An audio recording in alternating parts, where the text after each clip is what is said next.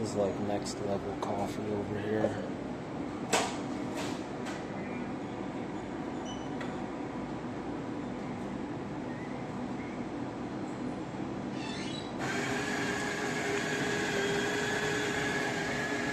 I'm in a gas station in Oklahoma, and this is some next level coffee going on here.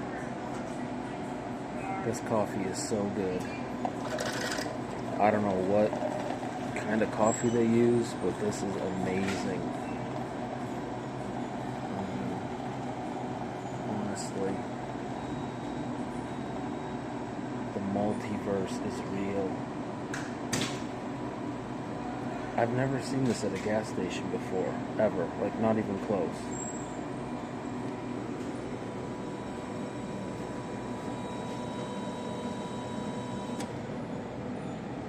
That's not even the best of it. Look at this. They have, like, an actual selection of cold creamers.